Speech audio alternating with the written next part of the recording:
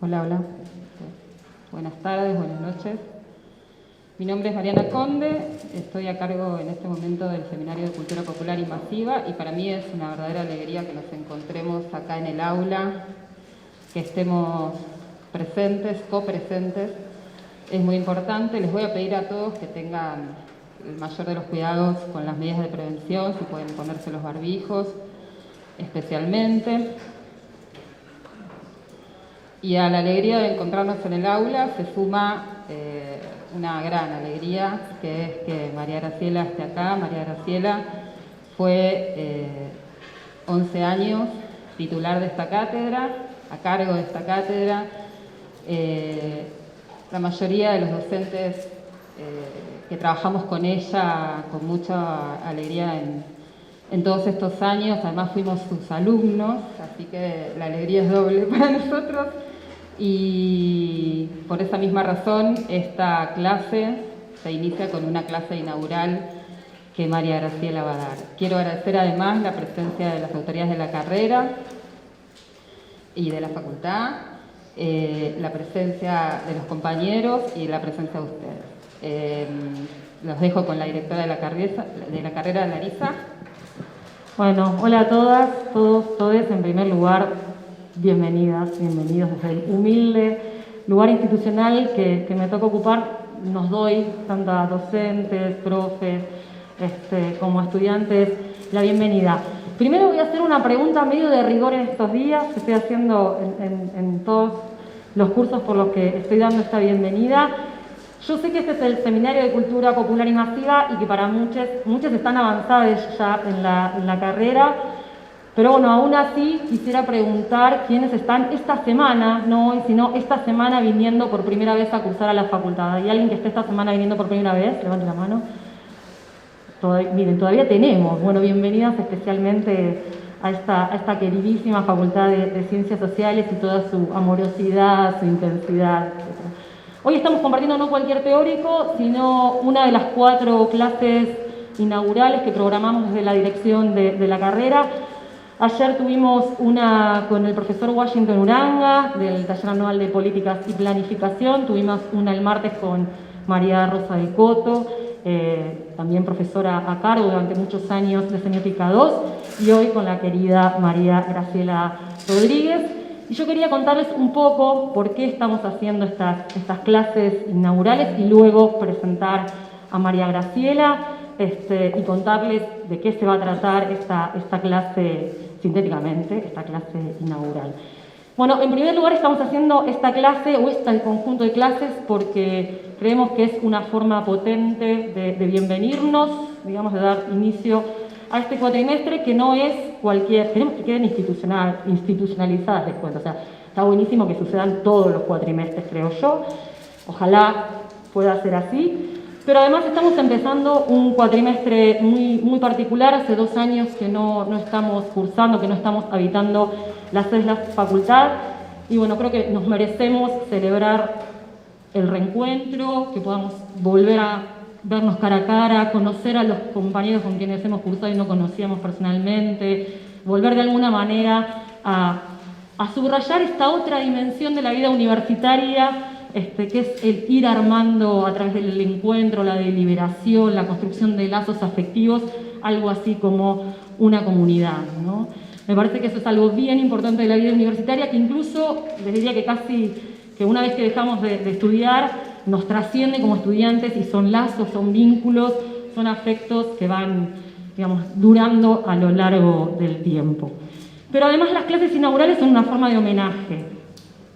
Una forma de homenaje a las profesoras, los profesores, que de este modo, digamos, con estas clases, están dando, casi les diría, sus últimas clases en el grado, ojo, en el grado. Que de alguna manera, porque se acaban de jubilar, ¿sí?, están concluyendo su trabajo docente en el grado. Y de alguna manera queríamos homenajearlos, homenajearlas, porque, bueno, miles y miles, yo voy a decir, de docentes, graduados, estudiantes, nos hemos formado con ellas y con ellos. Y más allá del título de profesor que otorga ese título oficial que otorga la Universidad de Buenos Aires, de algún modo han sido nuestros maestros, nuestras maestras, en tanto nos han dejado huella, ¿sí? Han dejado huella y de alguna manera nos han formado en la mirada, en las perspectivas, de alguna manera han contribuido a esa transformación de cada uno, de cada una en el paso por esta carrera. Pero al mismo tiempo las clases inaugurales son una forma también de construir la memoria de nuestra institución, por eso las estamos grabando, para que de algún modo creo que merecemos, nos debemos una tarea de construcción de memoria, entendiendo que la institución no es solo, es decir, es mucho más que este edificio que nos alberga, un edificio bueno, que le falta un poco de mantenimiento, un poco precario, que hay que agrandar, etc., sino que la institución son fundamentalmente las personas que la construyen y entre ellas y ellos los profes, las profes que están en este momento concluyendo el trabajo en el grado. Las estamos grabando además porque, ustedes saben, nuestros profesores, nuestras profesoras son personas muy reconocidas en nuestro país, en América Latina, entonces van a quedar grabadas en el canal de YouTube de la carrera porque hay muchos que nos están pidiendo compartirlas, digamos, ¿no? Y por último, para nosotros las clases inaugurales, y de este modo recuperamos una vieja tradición académica, las clases inaugurales las pensamos también no solo como transmisión de contenidos, ¿sí?, sino también como toda clase, como la universidad misma, como intervenciones político-académicas en un tiempo histórico, en una época, ¿sí?, casi como que también con capacidad de trascender las paredes del aula, ¿no? De ahí el título potente de esta clase inaugural, que ahora, después de que termine de presentar a María Graciela un poquito más formalmente, el título potente de esta clase da cuenta un poco de este sentido de intervención político-cultural que una clase inaugural tiene. Ustedes recordarán, quizás en la bibliografía han leído incluso clases inaugurales de algunos profesores que abrieron seminarios y demás. En ese sentido también las pensamos como intervenciones con capacidad de trascender lo que aquí hoy acontece. Ahora sí, entonces les presento más formalmente a María Graciela. María Graciela Rodríguez es doctora en Ciencias Sociales por la Universidad de Buenos Aires, es magíster en Sociología de la Cultura por la Universidad Nacional de San Martín y licenciada en Ciencias de la Comunicación por nuestra propia universidad. Se jubiló como profesora regular del Seminario de Cultura Popular y Masiva y de varias materias en la Universidad Nacional de San Martín, donde dirigió la maestría en Sociología de la Cultura y Análisis Cultural. Fue directora de proyectos de investigación sobre representaciones mediáticas de la desigualdad y directora de becas de posgrado y de tesis de grado, maestría y doctorado sobre estas temáticas. Además es autora de un montón de libros, voy a nombrar algunos y además está pronta a terminar y poner en circulación otro, que no lo vamos a spoilear, pero es autora de Fleteros a Motoqueros, Los Mensajeros de Buenos Aires y las Espirales de Sentido, Sociedad, Cultura y Poder, Reflexiones Teóricas y Líneas de Investigación, co-compiladora de Escenas Interrumpidas, Espacio Público y Medios de Comunicación, junto con Sebastián Cetani, que anda por aquí. 16 de junio de 1955, Bombardeo y Masacre, Imágenes, Memoria y Silencio, junto a Juan Besse, y además publicó más de 100 capítulos en libros, reseñas y artículos en revistas académicas. Y hoy el título de la clase, de esta clase inaugural enmarcada en el Seminario de Cultura Popular y Masiva, se llama precisamente Cultura Popular Masiva, Comunicación y Democracia.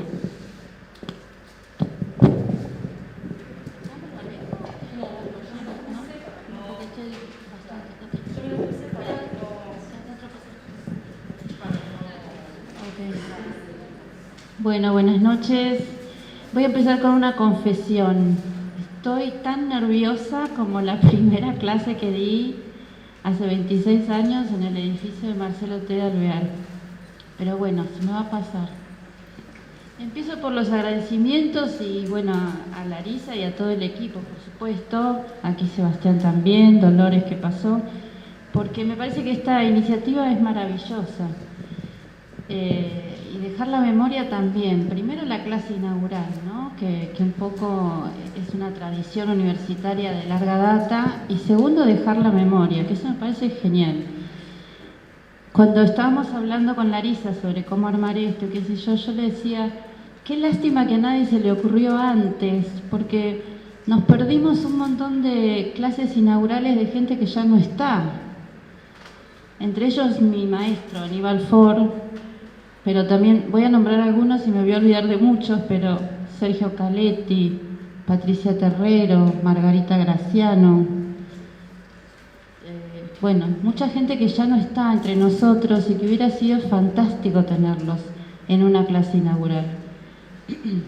Así que de nuevo felicito la idea, felicito la imaginación y además es un enorme honor, pero un enorme honor compartir estas 4 charlas con María Rosa, Washington y José Luis, porque además me formaron, como decía Larisa.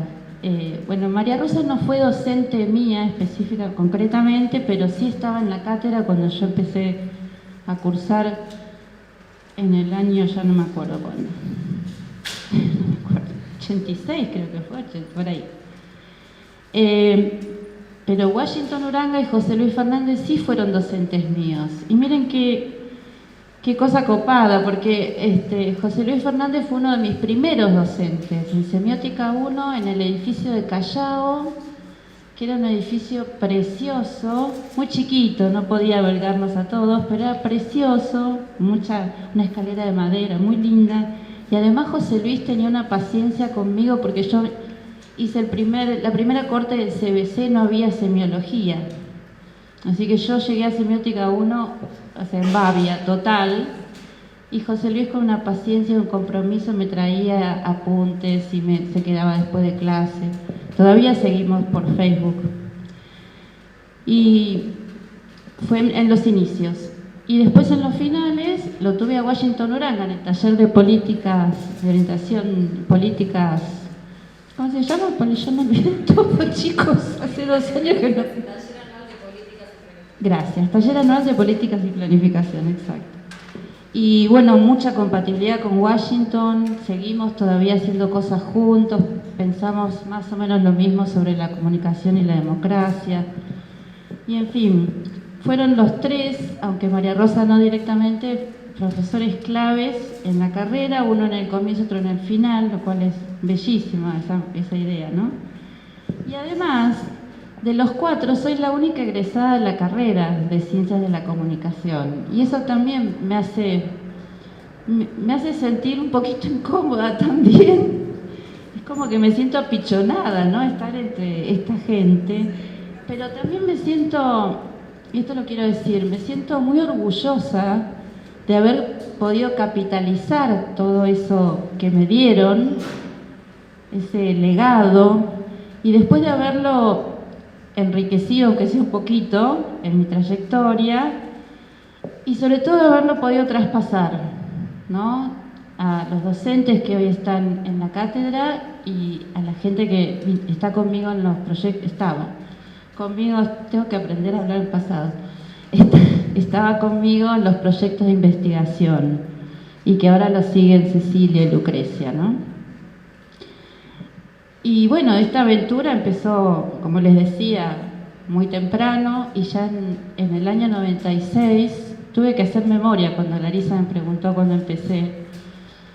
Me incorporé a la cátedra de Eduardo Romano, que era el titular de Cultura Popular y Cultura Masiva, y fui navegando junto con Eduardo y la cátedra que conformaba Eduardo Romano, junto con mi formación de posgrado que ya les contó Larisa. Y en 2010, bueno, concursé, asumí la dirección de una de las 2 cátedras del seminario. Y sobre eso es un poco lo que quiero hablar, sobre cultura popular y cultura masiva, porque de eso se trata, y quisiera conversar con ustedes un poquito de algunos temas no muy conceptuales, porque de eso va a hablar Mariana un poquito después o quizás más adelante, y además decidí que voy a usar un vocabulario poco técnico, poco teórico, no me gustaría más que fuera más coloquial. Entonces, en esta clase me gustaría poner en cuestión algo que para mí es fundamental, que es qué tiene que ver la cultura popular, cultura masiva, con la comunicación en general y aún más con la democracia.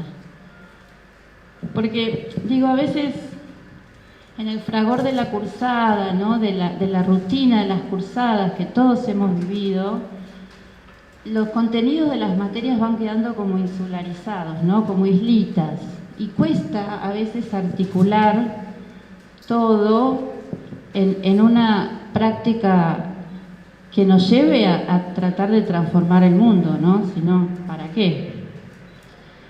Y esta concepción global de la comunicación a veces se nos escapa porque tenemos que profundizar sobre determinados contenidos específicos. Algo de eso intentamos hacer en los cuadernos de cátedra que siguen estando en el sitio, que si ustedes los revisan, cada tanto hay notas al pie que dicen esto se profundiza en tal materia, esto en tal otra, porque nos parece que hay que empezar a hacer una cierta articulación, y eso lo alentamos, con otras instancias curriculares, ¿no? Para saber dónde estamos parados. Entonces, bueno, me pareció interesante hacer este puente entre la cultura popular y la cultura masiva y la comunicación. Y después subir un nivel, ¿no? Como en los videojuegos. Subimos un nivel y vamos a hablar un poquito de qué tiene que ver todo esto y la comunicación en sí con la democracia. Ay, se me pasó un poquito los nervios ahora.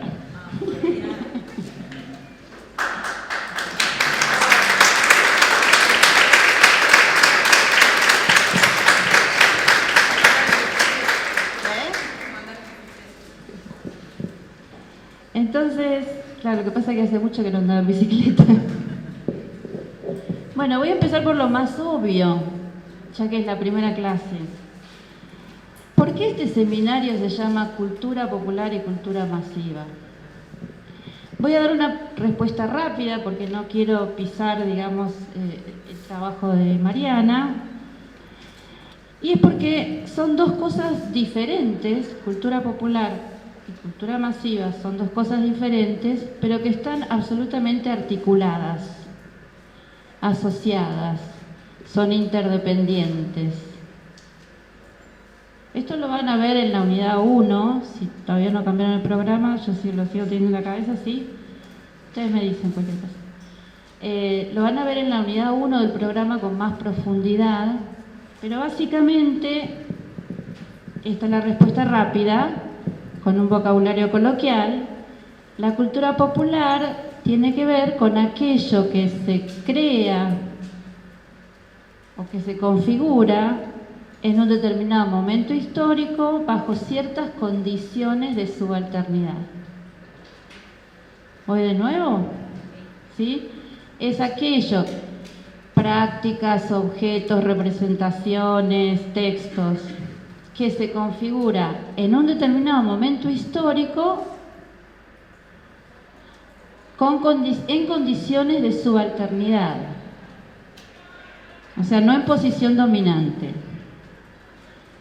¿no? De una condición de subalternidad económica, social, cultural, etc. Entonces, es una lógica de lo diferente, de lo único. Mientras que la cultura masiva se rige por otra lógica. Primero, ingresa en la historia de la humanidad un poquito después, nace dentro de un contexto de ampliación, ¿no? de la voluntad de tener mayor alcance y por lo tanto de homogeneización, de universalización. Entonces la lógica es justamente esta, de universalización, de somos lo mismo, equivalentes. ¿Sí? Para dar un ejemplo muy tonto, yo me jubilé el 1 de diciembre y a mí me puede reemplazar alguien equivalente a mí, ¿sí? Somos equivalentes. Mientras que en la Edad Media, supónganse, el zapatero solo le podía enseñar a otro que quería ser zapatero, ¿no? Entonces las lógicas son diferentes, pero al mismo tiempo la cultura popular y la cultura masiva están articuladas, van juntas, son asociables, no son lo mismo, pero en un determinado momento de la historia, que van a ver con más detalle, se ponen en contacto, dialogan. ¿Y esto por qué? Porque hay circularidad entre las culturas. Entonces lo masivo va tomando cosas de lo popular, toma relatos, toma textos, figuras, retóricas, y a su vez lo popular se apropia de lo masivo. Voy a dar un ejemplo muy sencillo, el celular, que la mayoría tiene. Creo que hay más celulares que habitantes, Santiago me puede decir sí, ¿no? Más celulares que habitantes en Argentina, bueno, en el mundo supongo. El celular es un objeto que no nació en condiciones de subalternidad, sino todo lo contrario, ¿sí? Sin embargo, es masivo. ¿Se entiende la diferencia? Esto no quiere decir que los sectores populares no usen celulares, no, sino que hay una apropiación, por eso hablamos de circularidad, de interdependencia. Y entonces decimos cultura popular guión masiva. ¿Por qué? Porque el guión es lo importante acá. El guión separa y junta al mismo tiempo. ¿Sí? ¿Se entiende? Cultura popular guión masiva. Sabemos que son cosas diferentes, pero que hay podríamos decir, una tercera dimensión donde se juntan y pasan cosas, diría alguien.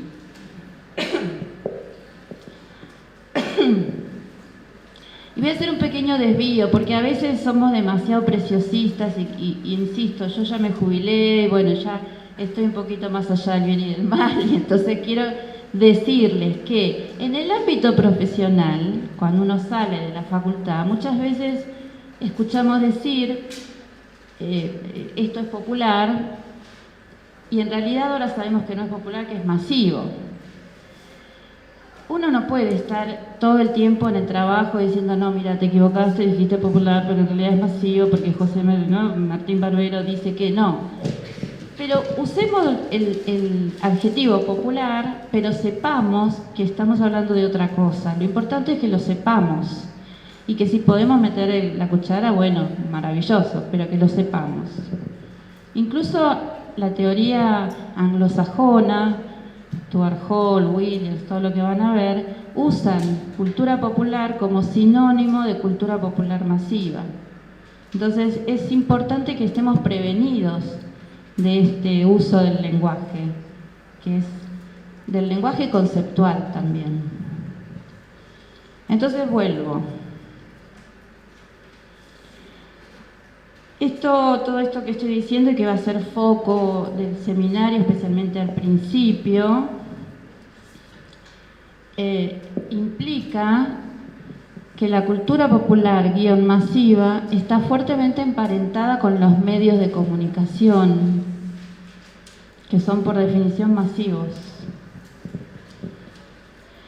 Pero son solamente uno de los dispositivos que podemos leer en esta relación cultura popular, cultura masiva. También está la escuela, también está la religión, también está las políticas públicas, el transporte, el mercado, en fin. Solo que focalizamos en los medios de comunicación porque es un lugar en el cual lo popular penetra con mucha fuerza. ¿Por qué digo esto? Porque en la religión o en la escuela, que son dispositivos programáticos con contenidos más verticalistas, podríamos decir, ¿no? Como más que bajan de una política pública, a lo popular le cuesta más entrar. Pero en los medios de comunicación, y acá digo medios de comunicación es lo de los medios broadcasting, pero también de las redes, ¿no? Para simplificar. En los medios de comunicación, lo popular penetra con más facilidad, es más permeable, ¿Por qué? Porque los medios de comunicación necesitan tomar cosas de lo popular para llegar a mayor gente. Y los medios de comunicación son vehículos de cultura, cultura en un sentido simbólico, en un sentido que produce también la base material, no son solo producto de la base material, sino que también configuran, legitiman la base material, la fundamentan, ¿no? Un poco a lo Raymond Williams estamos hablando. Entonces, a partir de estas dos premisas, por un lado, que la cultura popular y la cultura masiva son cosas diferentes, pero están articuladas, y por el otro lado, que la cultura tiene una dimensión material y una simbólica, voy a desarrollar 5 puntos que me parecen relevantes para ubicar esta relación cultura popular-cultura masiva en el ámbito más amplio de la comunicación primero y de la democracia después. O sea que acá empieza la parte más interesante. El primer punto sería el siguiente. Vuelvo a lo que decía antes, los medios de comunicación son un recorte de esta relación cultura popular, cultura masiva. No son lo único masivo. Acá privilegiamos a los medios de comunicación, pero yo sé que hay tesis, porque las he dirigido, que han trabajado con ciertos objetos del dispositivo escolar, como los libros de lectura. O sea que, o la religión se estudia poco acá, pero es un dispositivo popular masivo. Pero sí, además los medios de comunicación son una parte constitutiva, y yo diría cada vez más constitutiva de lo que Verón decía, llamaba las sociedades mediatizadas. Verón se ve en Semiótica 1 o 2, no me acuerdo ya en cuál, pero en una de las dos se ve. 1.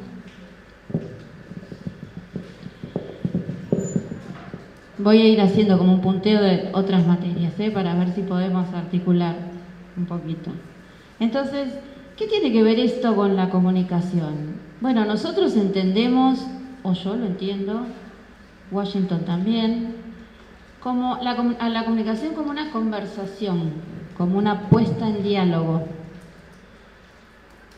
como un encuentro entre diferentes, donde hay que dialogar. ¿Por qué digo entre diferentes? Porque con uno mismo no hay comunicación, digamos, con alguien que es lo mismo. Es como mirarse al espejo y decir, ay, qué linda sos, sí, gracias, bueno, ya está. Solo hay comunicación cuando hay diferencia. Si no, no hay comunicación, no hay diálogo posible. Lo que nos interpela es lo diferente, nos interroga, nos hace pensar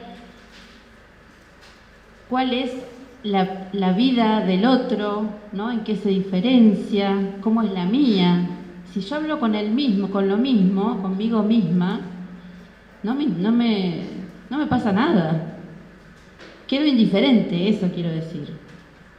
O me ratifica, ¿no? Tengo que hablar con alguien que es diferente, si no, no hay comunicación. El tema con los medios de comunicación es que participan activamente en esta conversación. Y no solo participan activamente en la conversación proponiendo tópicos, temas, contenidos, figuras, representaciones, etcétera, sino que además, de algún modo, toman la palabra, deciden quién puede hablar y sobre qué puede hablar. ¿Quiénes participan en esa conversación?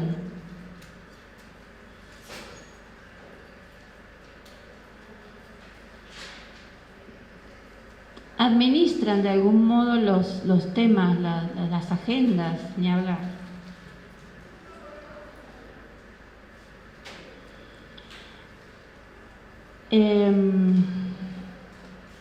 Me perdí, esperen que me vuelvo a encontrar. Por ejemplo, y esto se ve, creo que en teorías del periodismo, los criterios de noticiabilidad. Hace 20 años de periodismo, sí, gracias. O en comunicación 2 también. Seguro. Bueno, los criterios de noticiabilidad. ¿Qué es noticiable y qué no? Eso es administrar lo que se puede o no mostrar y a quién se le habla, quién dice qué. Este es el primer punto. Entender que la comunicación es una conversación y que cuando ingresan los medios de comunicación es una conversación administrada.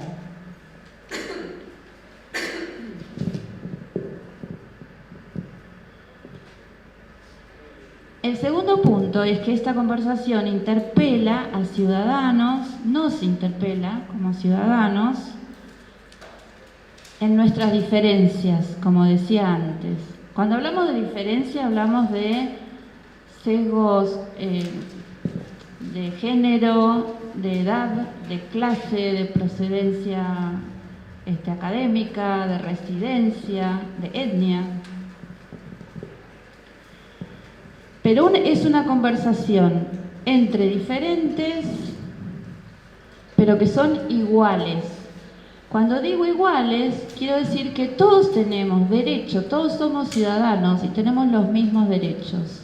Y ahí está el hiato, podríamos decir, ¿no? La fisura que se da.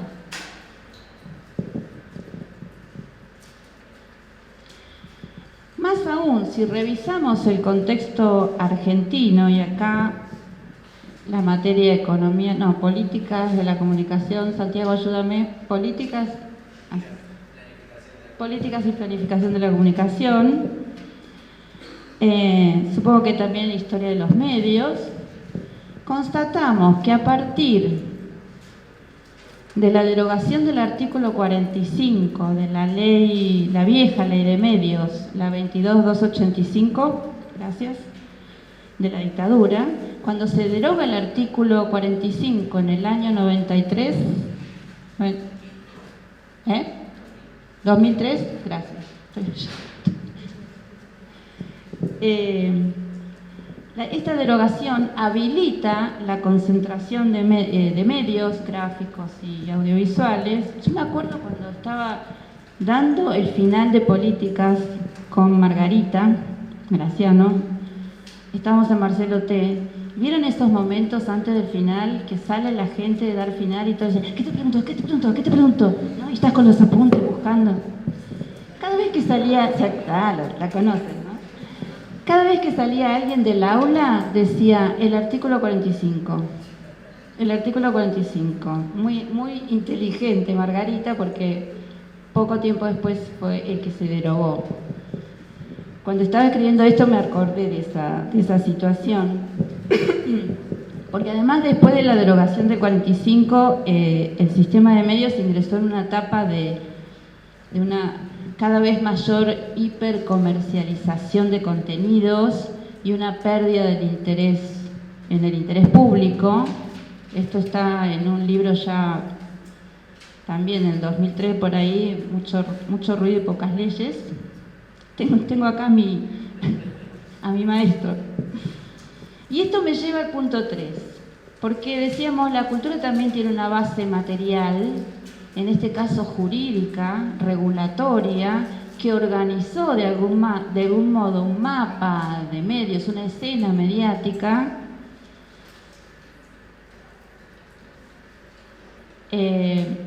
digamos, de concentración mediática, a lo que se sumó después la convergencia digital y también de negocios. Precisamente Santiago siempre dice que la ley de servicios audiovisuales nació vieja, ¿no? Un poco eso. Junto con esto, a fines de los 90, principios del 2000, ustedes son muy chicos, pero el 2001 ya estábamos viendo el incremento de la pobreza, el desempleo, etcétera.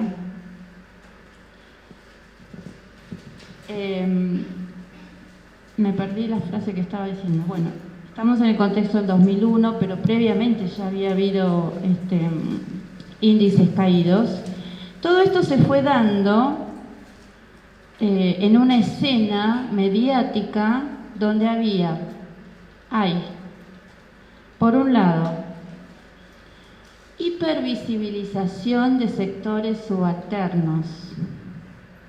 Hablamos de pibes paqueros, travestismo, limpiavidrios, villeros, comillas.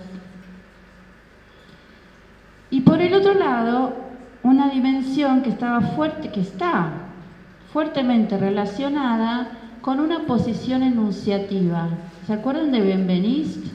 Esto sí es semiótica 1, estoy segura.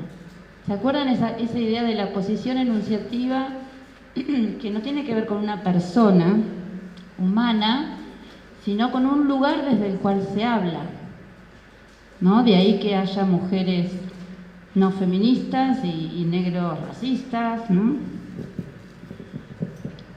Entonces la posición enunciativa, que es este lugar desde el cual se habla, dice quién soy y dónde estoy. Gracias. ¿Se acuerdan de los deícticos? ¿Se acuerdan? Yo soy, yo estoy, ¿no? Esa marca en la lengua que es el habla. Digo, para que empiecen a ver que la carrera de comunicación, aunque parece un poquito a veces insularizada, ¿no? Todo tiene que ver con todo, como decía Pancho Ibáñez. Entonces,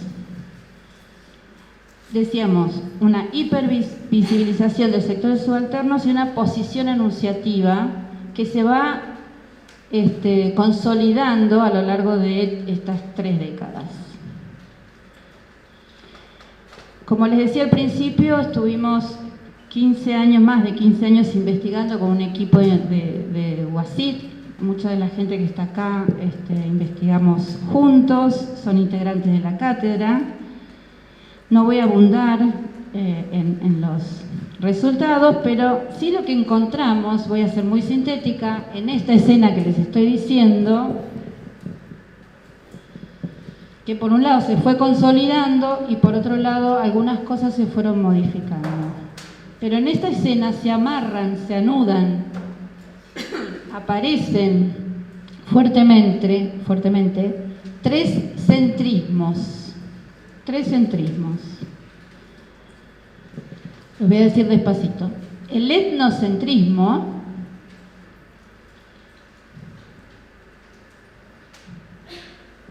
esta es más difícil. El heteropatriarcalcentrismo, que al principio le habíamos puesto androcentrismo, pero nos dimos cuenta que era más compleja la cosa. Ahora los voy a explicar, ¿eh? Y el porteñocentrismo. Obviamente los 3 se intersectan, ¿no? Se ponen en relación. Entonces, el enunciador predominante de los medios de comunicación de los últimos 30 años es etnocéntrico, heteropatriarcalcéntrico y porteñocéntrico.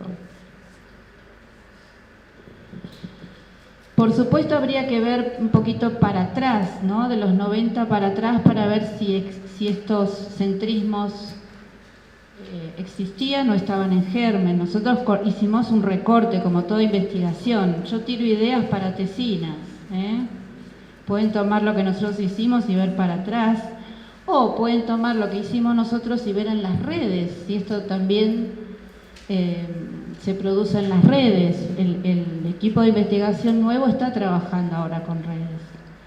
Entonces, yo de redes no voy a hablar porque no hice esa investigación. Entonces, la posición enunciativa, que es porteñocéntrica, heteropatriarcalcéntrica, etnocéntrica, es la que predomina en esta escena de los medios de comunicación, y además es una posición enunciativa que queda invisibilizada. No es evidente. Hay que reconstruirla.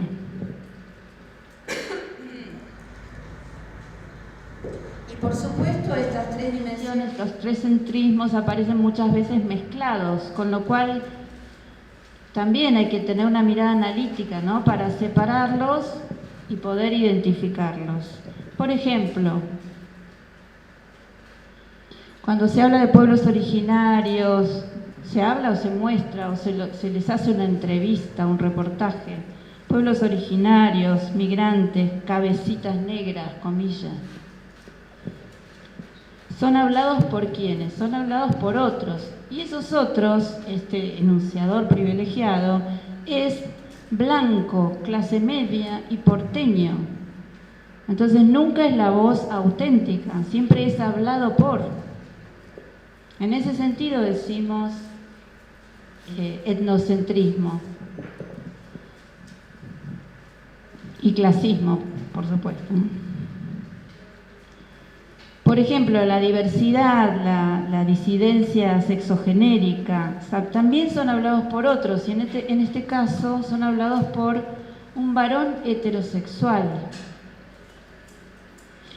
Este centrismo es el que está cambiando más, por suerte. ¿Cómo? Sí, también. Sí, viste que hubo hace poco una periodista, no sé si la vieron, que estaba en Ucrania, que le dijo, ¿pero qué este pelotudo quién es? Estuvo genial. Estuvo genial además que no cortar el micrófono. Y el otro centrismo, esto también el periodismo en general habla desde Buenos Aires. Creo que los deícticos son fabulosos, porque aparte se ven, lo que pasa es que hay que mirarlos con otro ojo. Cuando dicen, acá a 20 cuadras, ¿qué es acá? ¿Qué es acá? No es Rosario de la Frontera, no es... Claro, ya va a venir. Después otra cosa que dicen, por ejemplo, es, ingresan a las villas. ¿Por qué ingresan? Uno no ingresa, qué sé yo, a Recoleta, ¿no? Pero sí ingresamos a las villas o los barrios populares, etc. Entonces ahí hay un porteño-centrismo, un clasismo también, un blanquismo, podríamos decir, ¿no? ¿Quién está hablando? Los que viven en Buenos Aires o en el AMBA, zona norte, y aún más, como decía Cecilia, cada vez se está convirtiendo en un 40 cuadras centrismo esto, ¿no? El intendente de Lugano todavía no sabemos quién es. De las tres dimensiones decíamos, el heteropatriarcal centrismo es el que está poco a poco cambiando. El etnocentrismo se mantiene prácticamente igual y el porteñocentrismo está avanzando y con mucha fuerza. Entonces voy al cuarto punto. Todo esto está en un librito precioso que lo tendría que haber traído y no lo traje, que se llama Escenas Interrumpidas, que se los recomiendo. Entonces, el cuarto punto, ¿qué tiene que ver todo esto con la cultura popular masiva y con la comunicación? Bueno, hay un efecto de sentido. En esta relación entre cultura popular y cultura masiva se produce un efecto de sentido que, bueno, con idas y vueltas, con avances y retrocesos, en un desarrollo lento, pérdidas y ganancias, lo que empieza a hacer es como una especie de adelgazamiento de esta conversación entre diferentes, porque siempre el enunciador es el que habla, el que propone, el que deja hablar. Y por supuesto, ustedes me dirán a esta altura, obviamente tiene que ver con la democracia, ¿o no?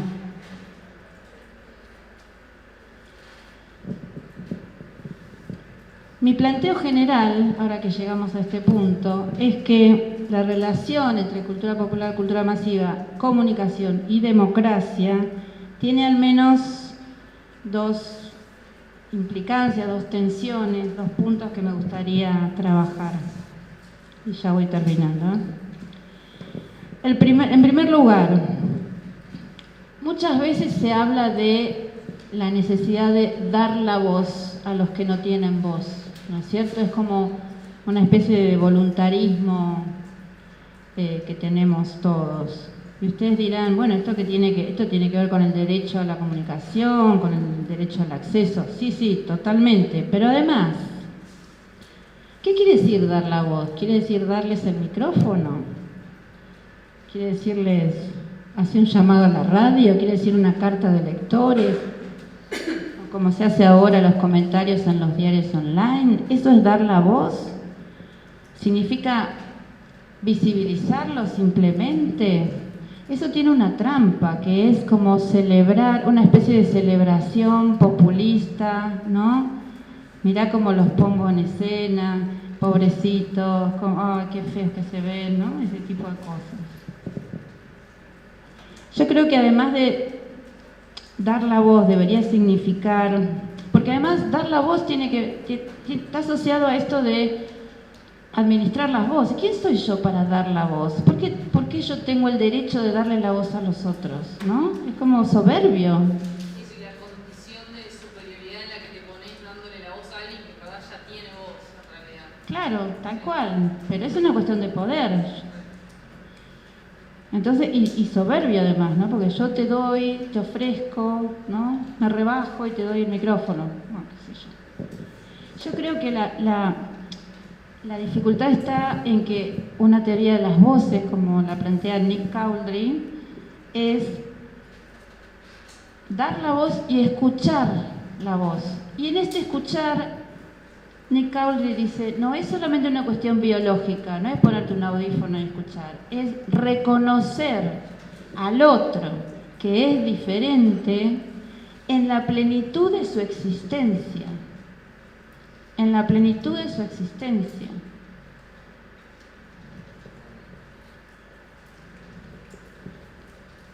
Es un reconocimiento pleno de la experiencia vital del otro.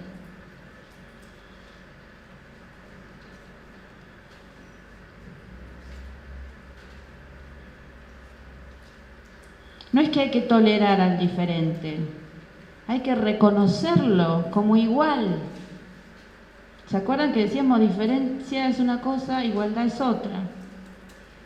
Diferencia tiene que ver con la otredad y la igualdad más bien con el acceso igualitario a los mismos derechos. Somos todos ciudadanos.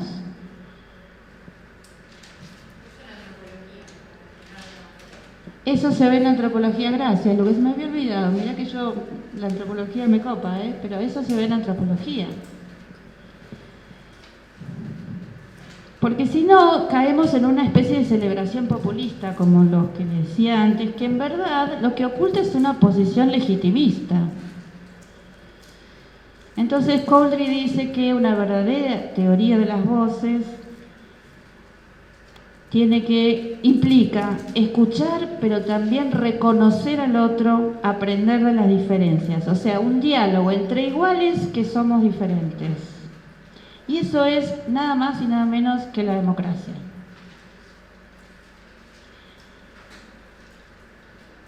Entonces, quinto y último punto.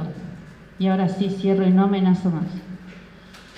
Esta cuestión de la que estábamos hablando, además, que se revela crucial para una construcción democrática, donde todos podamos acceder a información relevante para tomar decisiones importantes para la vida de un país o de una comunidad, para poder opinar, incluso participar en la toma de decisiones. Esto yo lo vi en el taller de políticas con Washington.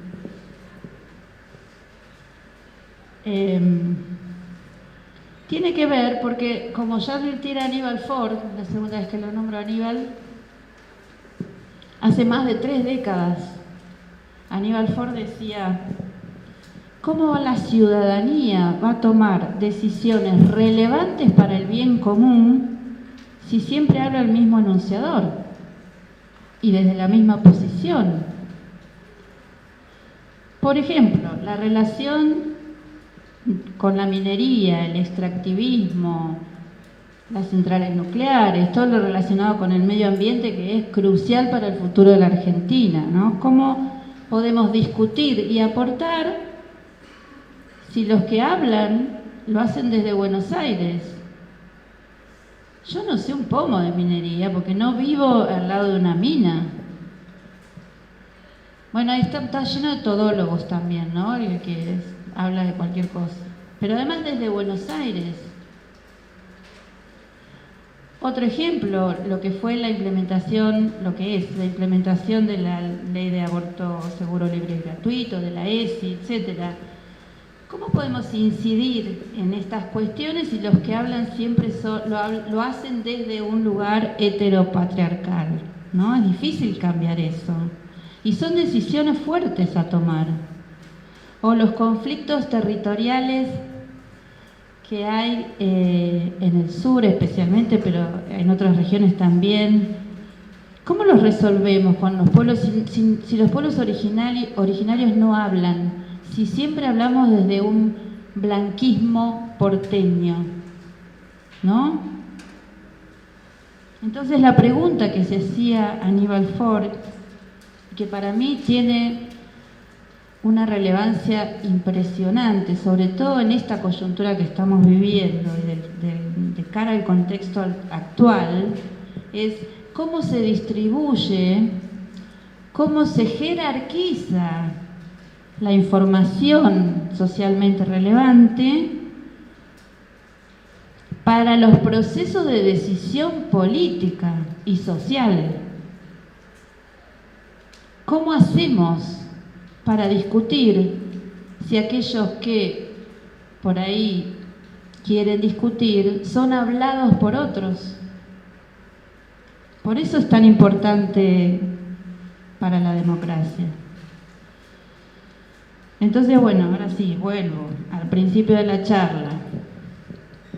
Les decía que a veces en las dinámicas propias de las cursadas, ¿no?, nos profundizamos en ciertos contenidos y estamos muy, así como puestos en aprobar las materias y nos cuesta muchas veces articular. Entonces la intención mía era hacer foco en esta relación, quizás esperando que en algún momento más adelante lo vuelvan a pensar, se acuerden de lo que estamos diciendo, ¿no? Porque a veces cuesta cuando estamos inmersos en la cursada dar cuenta de estas cosas. Entonces, mi deseo es, bueno, antes que nada, que aprueben el seminario, por supuesto, porque siempre queremos que les vaya bien, que se apropien de los contenidos, y luego que en algún momento hagan este ejercicio de articulación que les permita ver esta relación política entre la cultura popular, la cultura masiva, la comunicación y la democracia. Porque si no, como dice Stuart Hall, de otro modo, la cultura popular me importa un pito. Muchas gracias.